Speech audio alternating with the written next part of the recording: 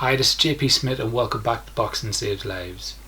This week I have a boxer called Laura Payne who's just about to turn professional.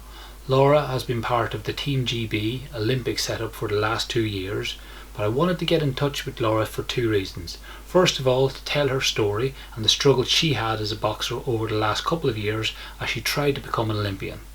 The second is it's a little bit of an experiment to show that exactly the kinds of principles that I talk about in Bedfordshire's boxing gym and all over the county can be moved and taken to any other part of the United Kingdom. I often talk when it comes to Boxing Saves Lives about how Bedfordshire does not own the copyright on problems. What we can own the copyright is how we fix our problems. So enjoy this. I've never spoken to Laura before. It's very much an experiment, but it is incredibly interesting to listen to how she managed to get through some of the tougher years of her life as she tried to become an Olympian. Enjoy it. Yo, Hey. I've never done this before. I've No, never gone well, live. I've been doing a little while over the last few weeks, but it's good. I really enjoy it. It just takes a little bit of getting used to, because I have to only recently I've started telling people turn your camera that way, because I have to have it this way, and then people come on live and they're like swirling the camera and you have this big world thing. Right? This is the right way though, yeah? This is great, yeah, it's brilliant. Okay, cool. I've never done it. I've done it on somebody else's phone, but I've never done it on mine. Oh right, yeah. I was going to say you've got a lot of followers on Instagram, so I was like, she must be pretty savvy when it comes to Instagram. But yeah, no, I've never done it live, but here we go.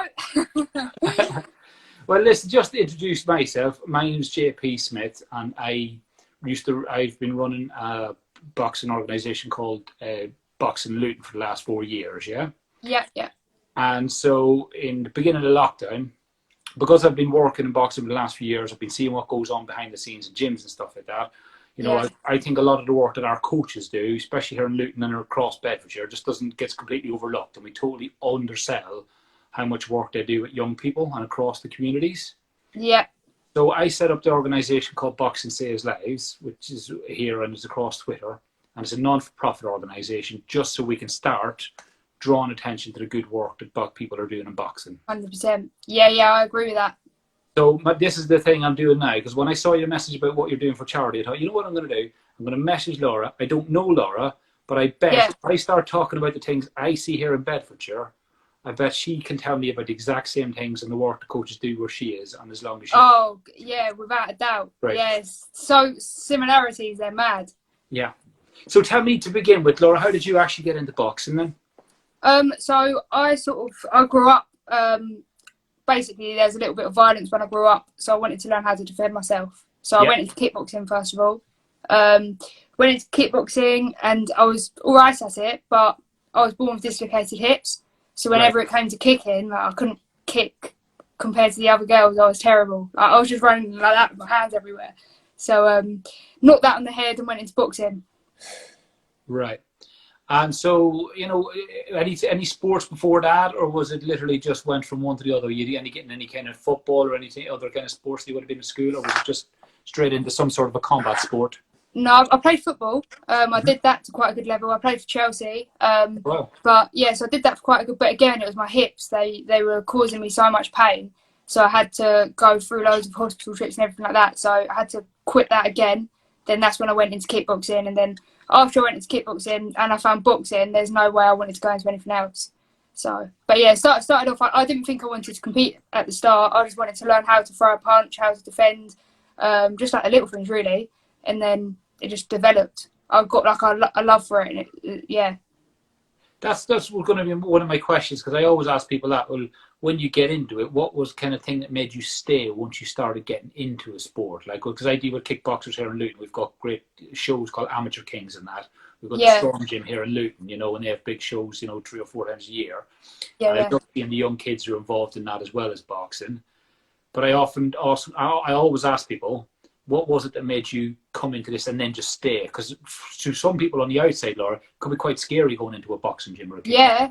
Oh yeah, it's so scary. Well, when I went in, it was a white collar gym and it was full up of like older men. There was no girls there, and I walked in. I didn't even say I was coming. I think I just came through the doors and I was like, I want to learn how to box. think they was looking at me like, you're crazy, because this was years back. But with me, it was the hard work. Like as soon as I started doing it, I was out of breath, and I thought I was fit, and I was thinking, God, these different level type of fitness. So it was that, and it was also the way it makes you feel after you've done it. So like you go home and you have a shower or whatever, and you wake up, it makes you feel so good in the morning. You feel like, oh, I did a well workout yesterday, and it was something that I've never done before. Football training is one thing, and like being fit is another. But boxing, it just makes you feel so sharp mentally. It's not just physical; it's mental. It's and also it's just like you can get all your aggression out. So when I was a little kid, you carry a bit more aggression. I'm far from that now, but when you're younger, it just gets a little bit of aggression out, and it was something to keep me occupied. And that's really good. And you think you describe it perfectly, is that when I speak to people as well, it's like, it's about channeling aggression. So when I deal with people who are, getting involved in violence, it's the kind of thing what Boxing Saves Lives is about now, trying to get people away from that kind of a life as early as possible, so they don't get drawn up in that, because sooner or later you can get yourself in a lot of trouble and stuff like that. And if you can handle your aggression long before that ever happens, without a doubt. How good can that be? Yeah, and it's in a positive way as well, because it's not like you're getting aggression out in something which is like negative. You're doing a workout for one, for two, you're learning a lot of respect, and like you get put in order there. You have to listen to them, and you have to do whatever they tell you to do. No matter how tired you are or how much you don't want to do it, so you learn a lot as well. That's great, and those skills just come straight out the door of the gym with you, into school, into meeting your peers, kids around you, teachers, parents. Yeah, no, exactly. It's just different, but it's a good way to channel anything. Like a lot of people that struggle mentally, it's brilliant for them. People that are struggling with anxiety, if you're fighting demons in your head and you need to get an escape from something, it's brilliant. Again, like aggression, you can't go wrong. If you want to learn self-defense, make friends, like brilliant sport. You can't really fault it. It's just hard, but that's good. Yeah, I spoke to somebody the other day, they were saying, and I think this is what you've just touched on, is that, even if you were kind of involved in things at school and getting in trouble with things, or you were being bullied yourself, it's about learning that not every fight has to be fought. No. You can walk away from things, you can not be that person. Yeah, well, that's the stronger person. The stronger person is just by walking away and just nothing sort of affecting you, nothing getting into your head. But that's a good way to learn it, I think. I think it's a really good way, because it requires a lot of mental toughness. So if you can be tough in that, you can be tough outside of it. And especially people going into schools, colleges. At this point when I started, I was in school still. So obviously school. It's got ups and downs to it, but this is a good way for some students that maybe aren't as nice in some ways or whatever. This is a good way just to block everybody out and just do your own thing and keep your head down. Brilliant. Yeah, I think you've touched on it perfectly. And when you talk about the challenges that you face in school, what about the challenges for you as a female boxer or even a female kickboxer? As you said, being in the gym, and are there times when you're the only girl in the gym, or? Yeah, I was the only girl in the gym. So to be honest, I've pretty much been the only girl in the gym. So I started off kickboxing. You get a lot of girls because obviously it's like the kicking, they're more flexible. So there's loads of girls going to kickboxing, and so that's when I was kickboxing. I walked in, girls and boys, it was fine. Boxing, as soon as I went into Mark's gym, who I first started with, as I say, I was the only girl there. Then I was with John Edwards, and again moved gyms, and I was the only girl pretty much. There's a couple of juniors, but there wasn't anybody that was a senior.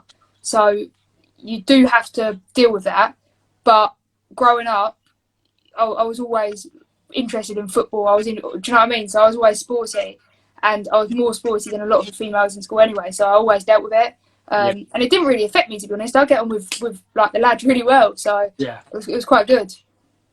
And do you think that, in terms of what you've learned from, you're okay with mixing up, but obviously, as you said, with people who are already in the gym and, mixing in men's gym, but can you still see the advantages from, women only classes and stuff like that for, maybe better? Oh, without a doubt. I run some now, so I do like some female only classes. Well, I was doing them until this happened, but I think it's really important for females to learn how to defend themselves, whether it's you don't even want to go into the competitive side of boxing. It's being able to look after yourself, and not only that, walk just by having the confidence to walk around and feeling a little bit more confident. Yeah.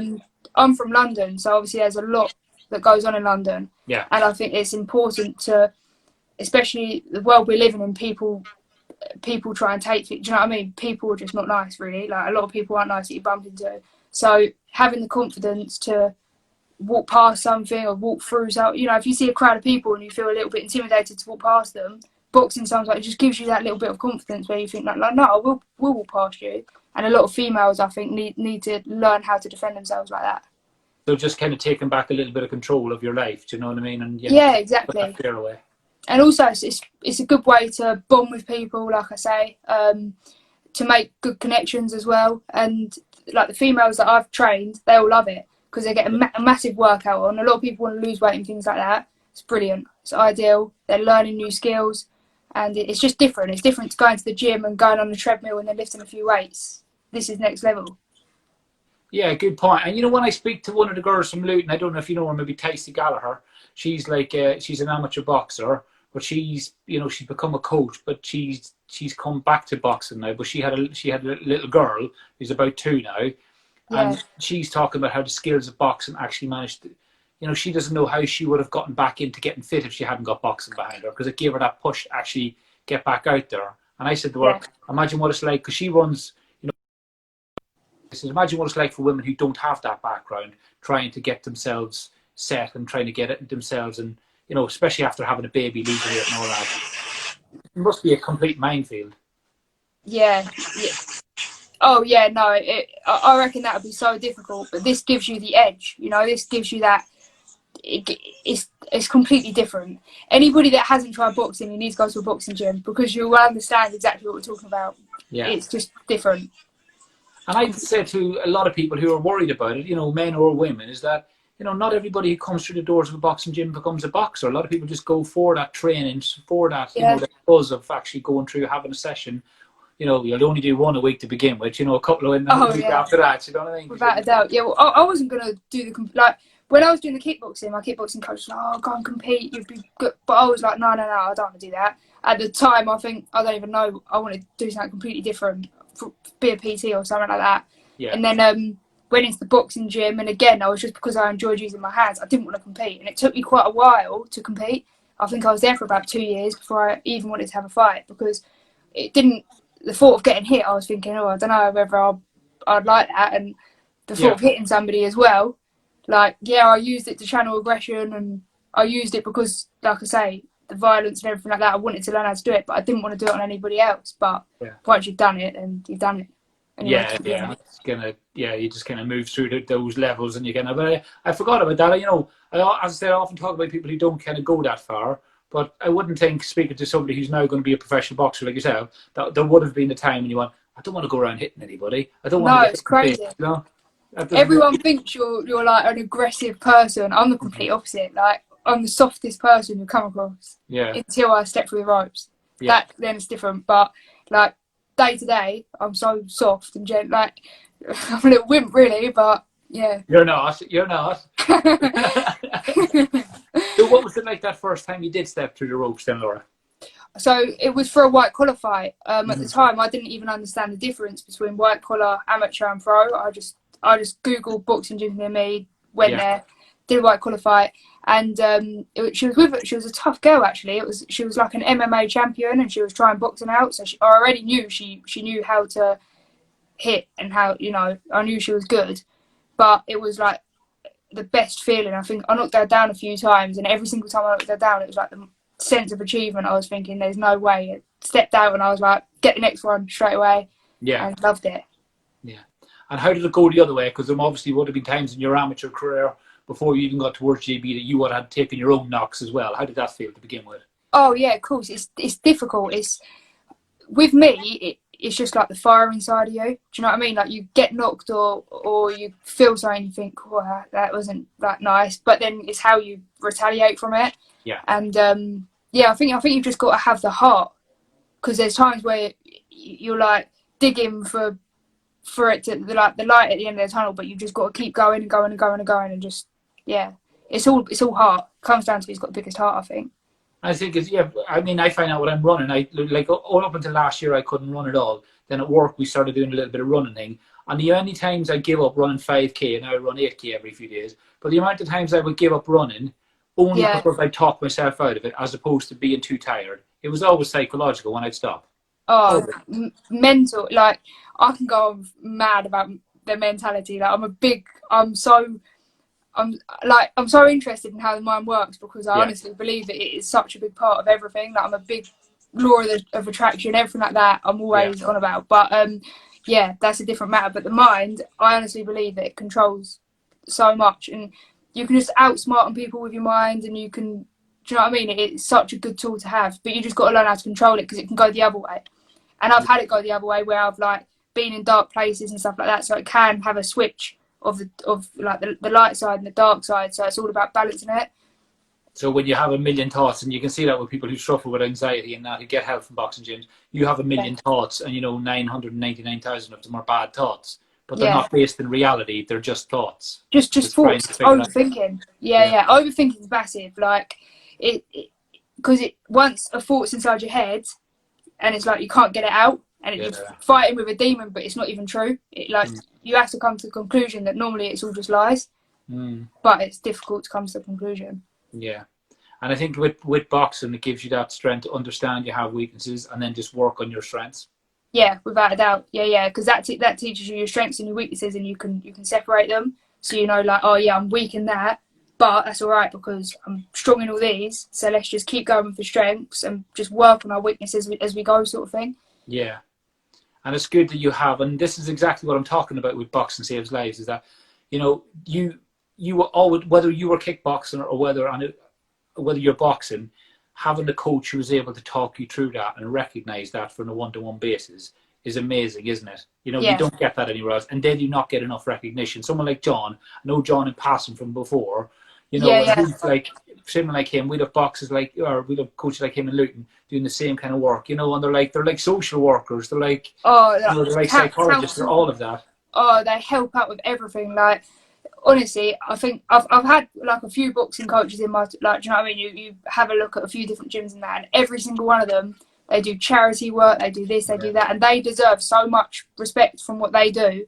And the amount of time as well that they put into everyone is crazy. Like, boxing coaches, they're very humble because they've got such a passion for the sport. They like teaching it to everyone, but it's not just that. They help with so much, like so much charity, like I say, charity organisations, everything. They're just helpful people, really. Some of the most loyal and nicest people you come across. Yeah, and they're a huge part of the community, like you mentioned, and we forget about that. We just think they're just a little shed somewhere in the corner of a housing estate or something. No, it's completely different. Completely different. Because at the end of the day, like, if there wasn't the boxing coaches, then boxing wouldn't even exist because nobody would be teaching you how to do it. So without the coaches, like, the sport wouldn't even be how it is today.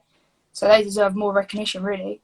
So what kind of challenges? I mean, I know I write about things like county lines and all those things that are happening with young kids. Now, what kind of challenges do you think are facing young girls at the moment then, of any age, in terms of, any harms they can come up against? Because we see a lot of exploitation, stuff like that, bad things.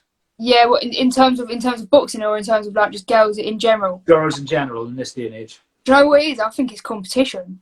Like, competitions, school's just school, and like college is college, but a lot of girls, they always, they're quite vulnerable because I think some girls put themselves in situations to be vulnerable, which isn't like the best thing to do. But I think when you're a female, maybe when you're a little bit younger, you don't even realise some of the situations you're putting yourselves in. So they have to try and have their heads screwed on a little bit. But it's competition as well. Social media is massive, but when you've got a girl that's looking full of makeup, do you know what I mean? She's got the best body. Then you've got a girl that maybe at home and she might be eating like not the best foods and she's got a bit of weight on her. She's automatically feeling low, but because somebody might be like looking prettier than her, but she has no idea. It's just social media is crazy. It's just the pressure to conform, isn't it? And the pressure to be like pressure, and you're always trying to outdo everyone, which isn't how it should be. And we all know people who we've seen on Instagram, and then we've seen them in person. Like, nah, that's not it. That's not the same person. That's No, not no, the no, same, no, no. Catfish. No. Great But fun. no, the filters.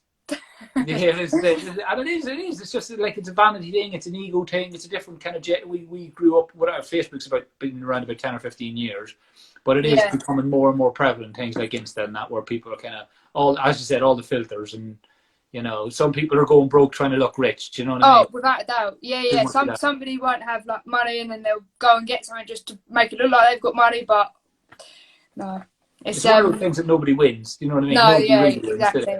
The things with social media is it's a brilliant tool to have for things like businesses, sports, like athletes, everything like that. But Yeah. it has got its bad sides, because I think every single person that will be watching this, or everybody out there, they would have at once looked at a picture or whatever and be like, oh, I wish I had that. Oh, I wish I could. Do you know what I mean? Every single person. And that's why everyone's trying to outdo each other, Yeah. because everyone wants that bit more because they see it on social media. So when you've gone back to your boxing, you're progressing your career now. We know you've gone turning professional now, but tell me about how you kind of took your step up from being amateur boxer and then moving on towards Team GB, Laura. How did that all come about? So I got selected for the trials for GB. So went and did my trials, got on the squad. So it was consisted of like sparring and everything like that. But at that time when I was on the squad, I had a lot of injuries, and you know what GB are like. I couldn't be my full potential because I had injuries. But then also it was very difficult for me to get fights because I was injured. So with GB, if you're not constantly boxing all the time, then they sort of you're like, with me, I had a broken wrist in like 3 places. So my wrist was completely it was completely broken. It was really bad for about a year. So I kept going up to Sheffield and everything, but obviously I could only punch with one hand. I wasn't allowed to spar. It was really mentally tough as well. And I think I struggled really bad with my mentality when I was up there as well. Like, in all honesty, because I couldn't perform to the best I could. I couldn't train properly. I couldn't really do anything. All I could do was fitness. So so it was difficult, and it came up to, so you're there for 2 years. So I was on there for 2 years, and after 2 years I was still injured, and I was like, this is just too difficult. Luckily, the coach, that obviously John Edwards, he's like a coach for England as well. So he was my coach for it all, and he said, look, you're coming up to your 2 years where you either sign on for another 2 years or you come away from it and they'll just release you. So we thought the best thing for me was just to get released and get all my injuries sorted properly, because the more I was going up and down, it was that I couldn't box for them. So they need somebody at my weight that's actively going to be able to box. Yeah. And there's more and more girls coming through. So we just decided it would just be better for me to be released, train with John, and we got my wrist like perfect. Went up to did it all privately, made it as best as what it could be, and now I don't even feel it. But I think that it was the right thing for me to do at that stage, just to come away, and then I just stuck with the amateurs then, and just went into the Haringey Box Cup. That was my first tournament I came into when my hip wrist was healed. But it took a long time. Altogether, it would have taken about 2.5 years from when I broke it to get it to how it is now. Yeah, that's really tough. And I know from speaking to Jordan Reynolds, it's the same thing that Jordan used to tell me about. He'd be up in Sheffield and up and down, and again, having to box all the time. And he said, look, JP, you could win every time a sparring. You could go and beat against the Russians, the Kazakhstans, and all that. And you get injured in a few months before the Olympics, and you forget it. There's so much pressure on you 100%. Not to get injured, and you come to the point sometimes where you're hoping, when you're not doing that well, you're going to look at your people in your camp going, oh, well, I wonder if he got injured, I'd be all right. And it just creates a horrible atmosphere. I can only imagine. No, it is so, honestly, like when I was up at GB, it was so mentally tough. Honestly, it was probably the most mentally tough. I'm completely different now. Like, the alarm would go off when I was there, and I'd be like, oh, like, because I didn't have a date that I could think of, oh, I'm boxing soon, or it wasn't even like I could box as well. I couldn't even spar. So, and obviously the girls were probably thinking like, oh, well, you can't box at the moment, you can't spar. So people were always, you're always trying to sort of compete, because there's all different weights and you're all so close together that you don't want anybody taking your spot. And obviously when a competition comes up, you all want to get on that fight. But I couldn't do it at all anyway. So I knew in my head I couldn't, if I wasn't even allowed to spar, I wasn't being allowed to box. So it just got so mentally draining. I was travelling up, it was taking like 4 or 5 hours to get up there, 4 or 5 hours back, and I'll go up there to do the odd run and just to do rehab. And even John was saying it was almost time wasting, because all that time I was travelling and stuff, I could be working on getting myself better. Yeah. So Yeah, I was just guided by him really, and I think it was what in my heart, to be honest, it was what I wanted to do anyway, because Yeah. I know I can perform to my best, and I knew if I can't perform to my best, I'm sort of giving people are thinking I'm something that I'm not, because Yeah. I wasn't performing well, I couldn't really do much, and it just made me think this is really like mentally tough. And you must have had those flashbacks in your mind, because if you're thinking about your hip injury they had years before, and now you're thinking about wrist injury and all these other little niggles you're completely get. You must have been a time when you must have thought about giving up. I've felt, I'm not even joking, hand on my heart, I've felt like giving up plenty of times, yeah, because Yeah. just because of injury, to be honest with you. It's not because of anything else, it's just purely injury. Um, you know, luckily I've managed to, since that, I haven't really been injured. I've been like good as anything. I think that it's because I've been taking care of myself more, and also when you're up there, say for example you pull a muscle or something like that, you have to go again. You have to go again. You have to go again for 4 or 5 days. Whereas here, if I've pulled a muscle, I'll go training and I'll do something that isn't going to irritate that muscle. I'd leave that to rest. I'll do something, and then once it's rested, then I can go again. Do you know what I mean? It takes that edge off it. Whereas at GB, they obviously they want you to win medals for them, so they just will do anything to try and get you to win medals. But if you're not winning medals, they will literally just Dispose of you, get in their own polite way. I know what you mean. literally like it's yeah, because they're not getting what they can out of you. So Yeah. and you do get injuries. A lot of top athletes have all been injured, but that injury happened. It happened at the wrong time, but the right time, because I'm glad it's happened then and not, for example, now. But touch wood, I'll be all right now. But I know how to handle my body much more than what I did back then. So do you think boxing itself was the thing that actually gave you the mental strength to just push on now then? Yeah, 100%. Obviously, it's good. Like I say, when you feel like giving up, it's difficult. But when you're mentally strong, like, but no, nothing will come close to how like an injury makes you feel. I think anybody that's ever suffered with an injury will know, because Yeah. in your head it's like, well, when's it gonna go? It's not even like you've got an answer, because you get told by the doctor, oh, it might take a couple of months or whatever. But then it's so difficult. And that's a long time. A couple of months is a long time. Being a boxer or whatever athlete you are, training every single day, to then not being able to train at all, it's got a proper big mental strain. So now that you've put all that behind you, you're just signed pro and you're training with John Edwards, yeah? Yeah. So I'm managed by John You're with Edwards. John anyway, but yeah, carry on. Tell us about why we know why you've turned pro, but tell us what your plans are now, Laura, then. So with me, I just want to be as active as possible. I want to, like, obviously, I need to get the experience behind me. I need to get it's completely different. But obviously, it's going to take me a little while now because of everything that's happened to get, once I'm back in the gym, we're sort of back slowly training now, but it's all in parks and everything at the moment. But for me, it's be as active as possible for a few years, to be honest. Take everything I possibly can. And which fighters do you look at in the women's boxing at the moment? You know, we've got Chantel Cameron, you've got Katie Taylor and the likes of that. Who do you look at in boxing and think, yeah, that's the kind of fighter I fight like, or I want to emulate? Any of them? To be honest, I sort of don't really like look up to any boxers and think like I want to box like you, because I think everybody's different. I look at different like boxers. I look at more the old videos like Sugar Ray, everyone like that. I like Canelo for his movement and things like that. But I wouldn't ever want to like copy a style. I think that you've just got to sort of watch it and do your own thing, and I think that it just comes to you really.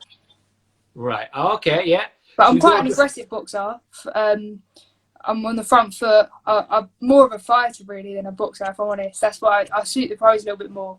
Yeah. You know, for anybody who's watched me box has said that, I get told that quite a bit. I'm sort of one of the, I'll take a punch, but I'll give you one as well. I'm not one of the sort of like point scoring amateurs. Yeah. I like a bit more of a fight. Yeah. And without naming names, is there anybody you see who's fighting in women's boxing at the moment who you know you can take then? No, I'm not. I'm in no position to like call people out. I'm not gonna start dropping names or anything like that. At the moment, I just want to be active. Yeah. But I'm not here to like. I want to do well with it. So yeah. I am gonna end up hopefully taking the fights, but at the right time. At the moment, that I've got a lot of learning to do, and I'm not afraid to admit that I've got loads of learning to do. Yeah. But step by step, I've got a good team behind me. I've got good support, and I believe that with the time that I've got a lot of time. I'm 22. Yeah. So I've got a brilliant sponsor behind me, Smith and Butler, and they're, do you know what I mean? They're helping fund things, and together we're going to get there. We will get there, but step by step. And you've got some other stuff going on outside the ring as well as, you know, what you're doing and pushing on for your trying to get your professional debuts. You've got a charity event coming up on the 12th of July, isn't it? Yeah, the charity event there. I think they're doing a few of them, but the one that there's so well. But I'm going to do my own.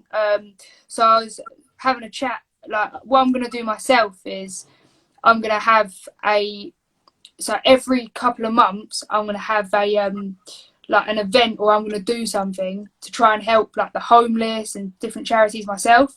Yeah. So whatever it be, I'm going to find a way to raise money for that charity. Yeah. So for example, that that one's like the homeless, but there's a few that I've got that I know I'm going to end up doing. I want to do like a cycle for a charity, and I want to sort of try and just raise money in different ways for charities, because like obviously boxing takes up a lot of my time, but I think it's very important to also give back.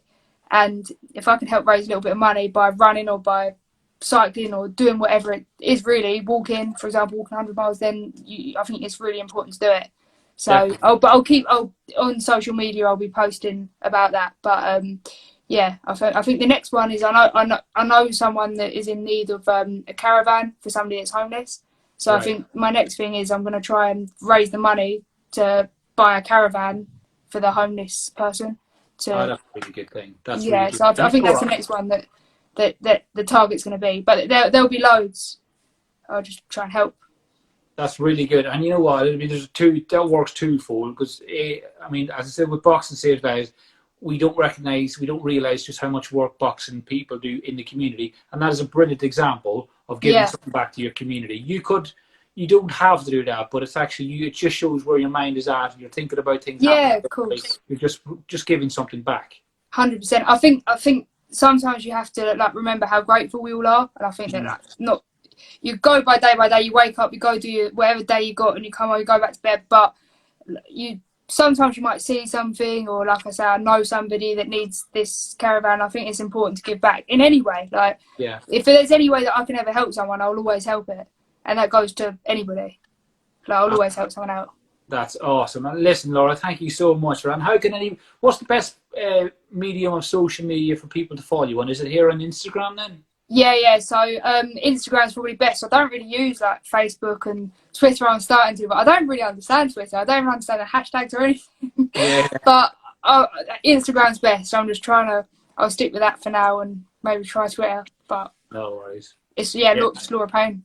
That's all right. No worries. I've gone the other way. I went Twitter first, and now I can't figure out Instagram. I'm only just getting used to kind of doing these little things. Instagram's better. You can do this on Instagram. Look. First for me, anyway. Listen, Laura, thank you so much for joining me tonight, and telling me your story. And I'm really excited for your debut and all of that.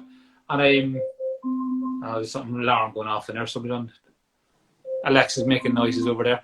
But no, listen, thank you so much for joining me. It's really nice to speak to you. That's right. It just proves that we talk about things that. What I'm talking about Boxing Saves Lives here in Bedfordshire is exactly the coaches and everybody's doing exactly the same work where you are, if it's Surrey or if it's in London or wherever, Sheffield, wherever you end up going at any time. Exactly the same work. So thank you so much. Everyone's trying to get behind each other, aren't they? I think it's important. I think this pandemic, if it hasn't taught any that we've got to look out for each other, then it should have taught everybody to look out for each other and anybody around you, really. So yeah. Brilliant. Well, listen, I think we should have a catch up in a few weeks' time. Will you keep me posted on what your next step's going to be, and we could do another one of these Instagram. Yeah. We're professionals at these now, aren't we? You know what I mean? Yeah. You know, I mean, this is my first time, but I'm ready to throw. Yeah, no, it's not at the moment. I'm about, so yeah, I'll do them whenever. So we'll do them in a month's time or something like that. Perfect. No worries. Thanks, Laura. Take care. Yeah. No worries. Take care. Bye. Bye.